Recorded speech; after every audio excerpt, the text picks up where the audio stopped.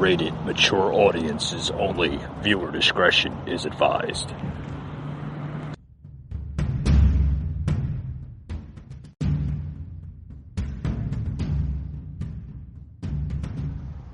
Welcome to the Patriot Angle Podcast.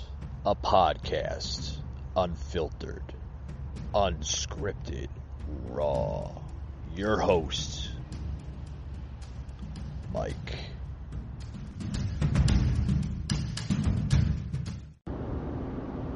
Hey guys, what's going on? This is Mike from the Patriot Angle Podcast, doing my show from a very, very unique place over here in Midtown Atlanta on the rooftop, Canopy Court.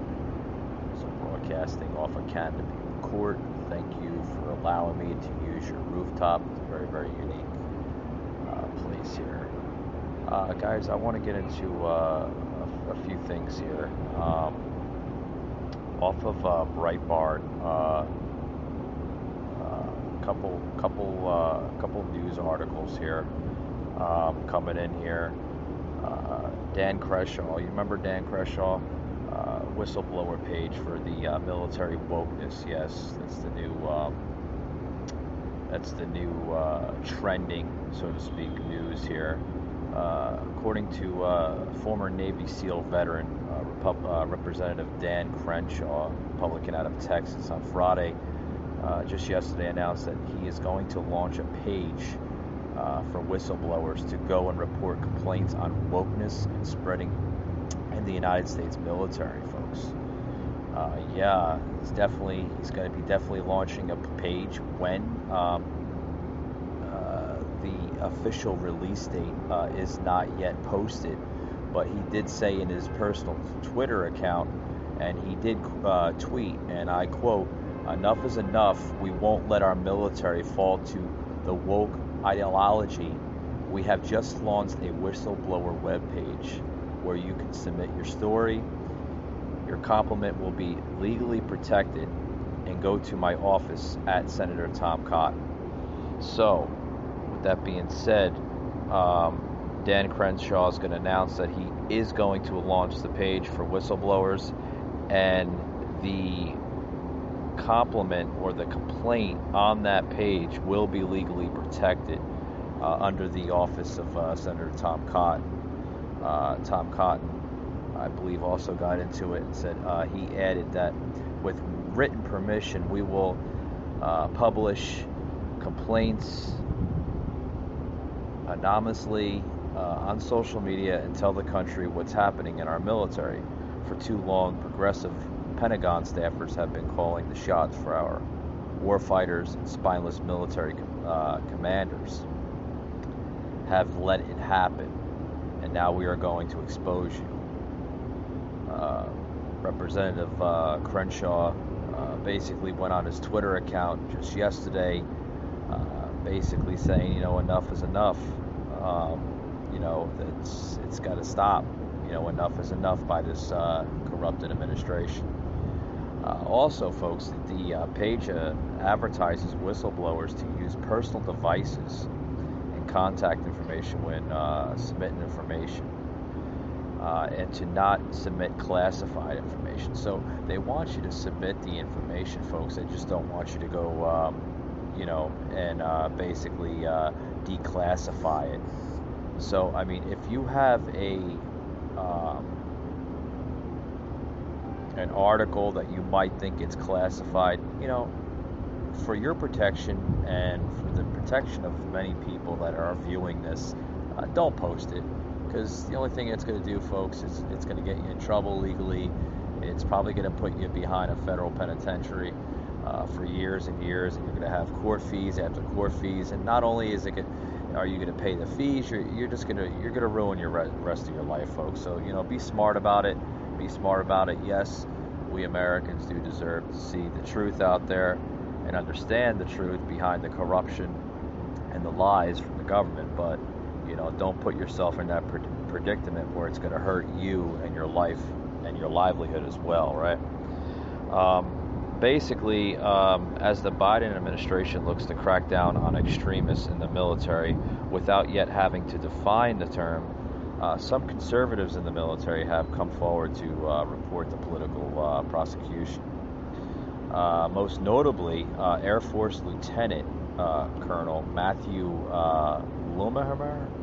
Lohmeyer, if I'm pronouncing that right, has come forward with stories of such prosecution in podcast interviews and in his book, Irresistible Revolution, Marxism, Goal of Conquest, and the Unmaking of the American Military. In his book, folks, he recalls attending the Pentagon's top strategy school and bringing up psychologist Jordan Peterson with his thesis advertisers, and being told that mentioning Peterson was like mentioning Hitler. Oh boy.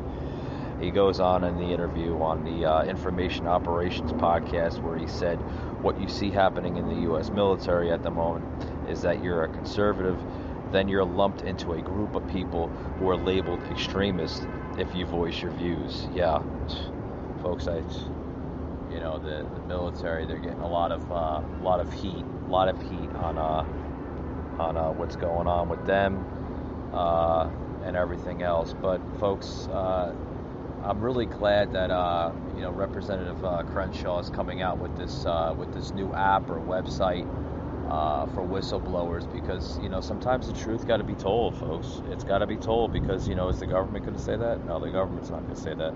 The government's just going to go on and on and on about stupid crap, really, really stupid crap. With that being said, folks, welcome to today's show. I'm going to take a quick little break, and we'll be right back after these words. I want to get into some other topics here of what's buzzing.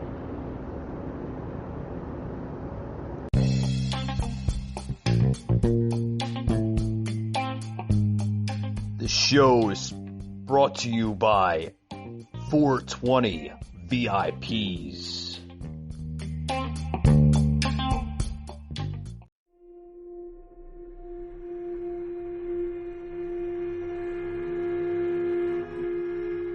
Patriot Angle.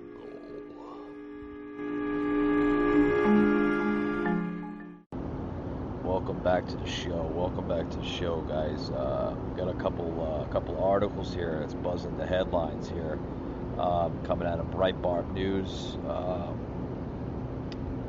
Now the Biden budget is now proposing to force taxpayers to pay for abortions. What? Insanity, folks. What is the insanity on this? Now Biden is now wanting to propose a new bill to force every American taxpayer to pay for abortions. So let me get this straight. You can have the baby, and if you don't want the baby, you can have an abortion, right? It's your body, your choice. But guess who's going to be stuck footing the bill? The taxpayer. So he wants the taxpayer to basically come up with the dough, so to speak. Yeah, he wants the taxpayer to come up with the dough and pay for the entire abortion. The woman, I guess the woman had a change of heart. She just doesn't want the baby anymore. Hey, it happens. Some people aren't serious about parenting and motherhood and all this. I get it. But I don't think it should be the taxpayer's responsibility to pay for that bill. I do not think it should be up to the taxpayer, folks. That's more left-wing type of policies coming out of this administration, folks. We've seen that President Joe Biden released his fiscal year 2022 budget just yesterday. That the 2022 budget was basically being released just yesterday. One that would eliminate the long-standing Hyde Amendment and force American taxpayers to fund abortions. Folks, this Hyde Amendment has enjoyed tremendous bipartisan support for decades, including from Biden himself. In April of 1994, then Senator Biden wrote to a consultant, "Those of us who are opposed to abortion should not be compelled to pay for them." Okay, let me get that straight. Did you just hear what I said over the show here? He's basically saying that for those that do decide to go down that road of abortion, those people that are electing to have an abortion and terminate the pregnancy, those people should not be elected to pay for their own bill, you're saying? So you're telling me that it should be up to the taxpayer, somebody that does not have any history nor any business with the abortion whatsoever. So you're trying to tell me, as a taxpayer, I'm a taxpayer, I pay my taxes, my fair share of taxes, right? So as a taxpayer, it's my responsibility to pay for somebody else's abortion? Like, what the fuck kind of shit is that? The big money abortion industry reports that it enjoyed a record high number of abortions and its highest level of taxpayer funding. So that was coming out of a report from Planned Parenthood that basically showed a record high number of abortions. Oh yeah, sure. So when people that are not really into pregnancy and people that are not into this to begin with, they're going to see this new bill, they're going to see this new law that's placed in effect by Biden himself, and they're going to say, oh, okay, I'll just have abortion after abortion after abortion. Not only are they destroying their bodies, but literally they're destroying life. I mean, argue with me if you want or not, but they're destroying a life, folks. Ladies and gentlemen, there's no doubt about it. When you have an abortion, you're destroying life. You're terminating a life form that's growing in your body. Okay? I understand mistakes happen, things happen. I get it. But if you're going to roll out a bill like this, not only are you influencing more abortions in this country, but you're signing the damn bill in effect. Like, a poll came out here. A Knights of Columbus poll released in January found 58% of those surveyed oppose taxpayer funding of abortion, including 31% of Democrats, 83% of Republicans, and 65% of independents. The poll also found more than 3/4 of Americans, 76%, back significant restrictions on abortions, including a majority of those who identify as pro-choice. Oh my God. Oh, what kind of message are we sending to the country here about this topic here, folks? Representative Barbara Lee, a Democrat out of California, proclaimed great news on her Twitter account when it was apparent that the White House did not include the Hyde Amendment in its proposed budget. Oh boy. Yeah, she writes here, great news at POTUS has become the first president in decades to remove the Hyde Amendment from the budget, helping advance our fight to end this racist and discriminatory policy once and for all. Be bold, end Hyde. Basically, she put a hashtag in there, hashtag be bold, end Hyde. That was May 28th. She put on her Twitter. And then she continued to say this. Biden, she continued, has become the first president in decades to remove the Hyde Amendment from the budget. However, Students for Life Action President Kristen Hawkins called on Congress to add the Hyde Amendment protections in Biden's proposed budget to defend young lives from the prejudice of those who looked at a child in the womb and see only the cost of raising them, rather than rather than the potential. I'm not going to go into the whole article here, because I mean it's just, it goes on to saying here in closing that the Biden administration's decision to prioritize ending life rather than solving problems reflect a failure on their part. This was said by Hawkins. That basically went into this whole article that's basically against it.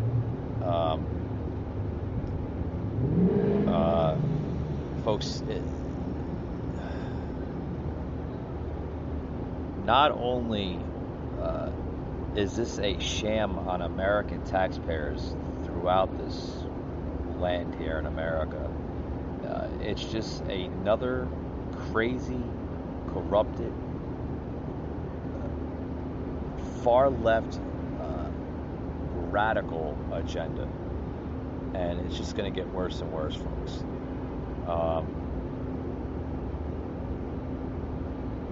We've seen this promise once before, I believe, in his campaign, that Biden said in his promise to the people when he was running for president, that he is going to be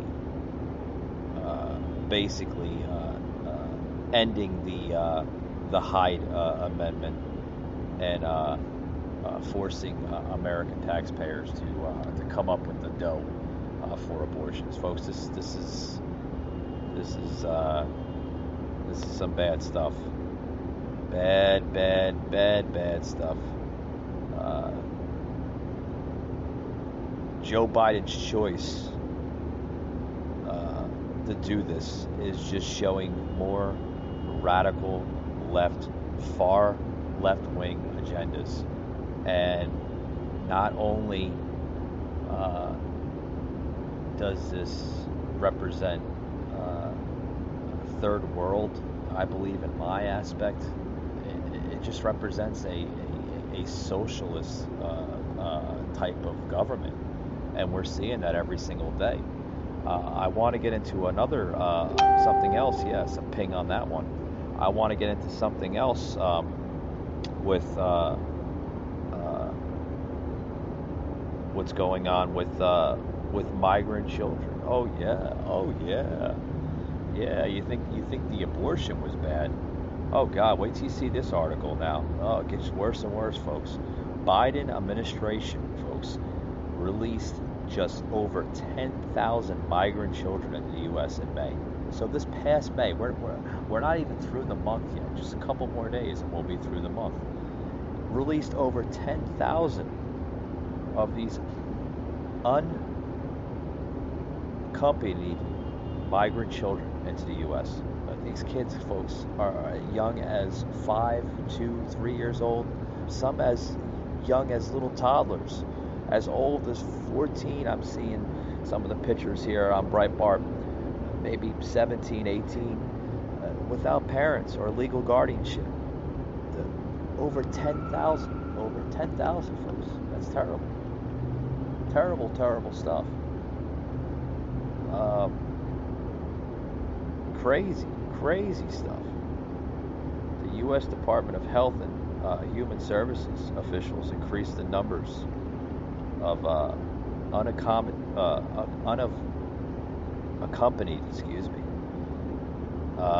alien children. They're labeling it as, or what we come to call it in the U.S. Department of Health and Human Services as UAC, being released into the interior of the United States since May 1st. The speed at which the HHS officials transferred recently apprehended unaccompanied minor children. Folks, this is over 10,000 of children now that are now in the United States under the temporary custody of the United States Department of Health and Human Services. The number of UACs in federal custody dropped from a high of nearly 23,000 on May 1st to 18,481 on Thursday. The Department of Homeland Security deployed a volunteer workforce from multiple federal agencies to assist in HHS in their effort to quickly process, transfer, and ultimately release the UACs into the United States once sponsors are located. So they need to look for the sponsors, folks. Yeah, people like foster care, stuff like that to take care of these kids. So there goes our welfare system. It's going to skyrocket. 10,000 kids? Oh yeah, it'll skyrocket. Less time than that. And who's going to be suffering to pay this bill? More taxpayer money. Taxpayer money after taxpayer money after taxpayer money. Like, is this president getting a high on create not only a national debt with stimulus, but create a debt on the welfare system? And a statement to Congress earlier this month, the Federal Protective Service, alongside other DHS federal law enforcement partners, has helped provide a security support to HHS facilities, housing. Children that come into this country without parents or legal guardianship, the secretary said. ICE has increased its transportation capacity to transfer these children to ORR, another agency.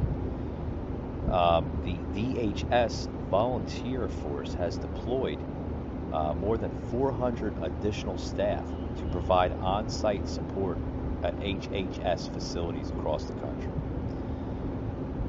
Folks, the flow of migrant children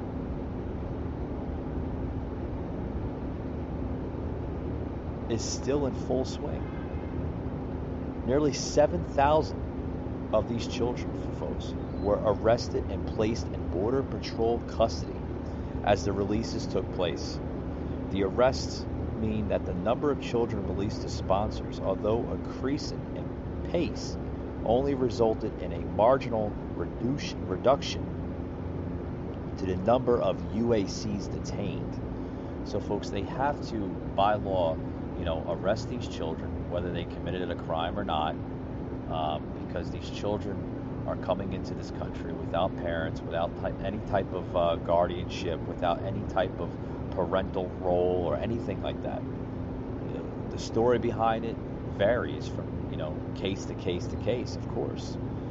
Not only is this a humanitarian crisis, but it's also a health crisis. Some of these children have diseases, viruses that can be spread onto our own children. So where is the president? Where is the president on this issue? Nowhere. But then again, when these kids are brought to these facilities, these temporary housing facilities, these housing facilities are now facing criticism due to insignificant staffing, drinking water issues, and COVID-19 protections from people like AOC and other left-wing crazy lunatics. Yeah, they're the first ones to say, oh, they're not being taken care of correctly and this and that. Folks, we wouldn't have a problem with this crisis that we have if we had correct leadership in government. Yeah, a ping on that one. Thank you. Folks, we'll be right back after these words. Don't go anywhere.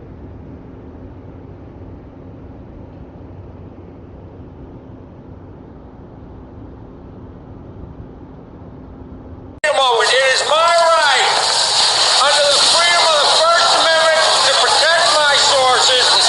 Listen. Don't go there. Hey, Let me talk. shut up. Relax, Alan, relax. Mr. Flint, is that an American flag you have on there, sir? I have fashioned this American flag into a diaper because if you're going to treat me like a baby, I'm going to act like one. Larry.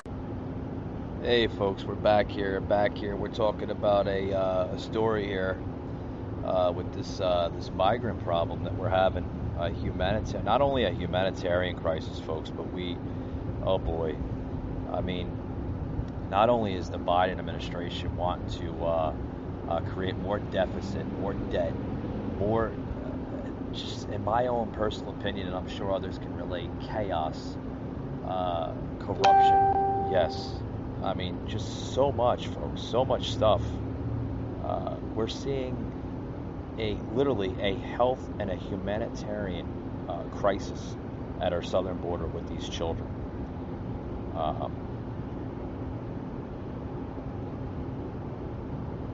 That some of these facilities, most of these facilities are unlicensed. We don't have the room for these kids. We don't have the room. We don't have the resources. We don't have the funding. But it's like this administration is just like literally kind of like not really enforcing it, caring more about migrant children than our own children here in the U.S. The welfare system seems to go to more migrant children these days than it does children that are legally American citizens in this country. And that's a fact. That's a fact. Just a few months ago, back in March, Texas Governor Greg Abbott sharply criticized the Biden administration over conditions at multiple HHS detention centers.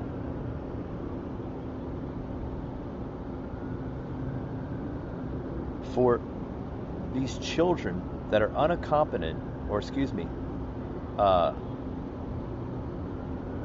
that are not with their parents. Sorry, I'm running out of the words here. Abbott cited a drinking water issue at a facility that was opened by HHS in Midland, Texas, and a COVID-19 outbreak in a facility opened in Carrizo Springs, Texas. Governor Abbott also said that the Biden administration has been an abject failure when it comes to ensuring the safety of these minors who cross into our border. The conditions of these minors face in these federally run facilities is unacceptable and inhumane. Yeah, I couldn't agree with that too. Do you know, folks, that when the cost to detain a child in these newest facilities, which they refer as emergency intake sites, is $775 per day?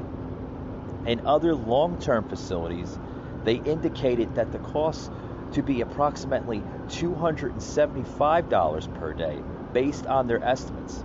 Even at reduced number, the UACs currently in custody, the cost to the American taxpayer stands at nearly $7 million per day. Folks, that's crazy. That's insane. That's insane. But what can you do, right? What can you do? Shut up! Shut up! Shut up!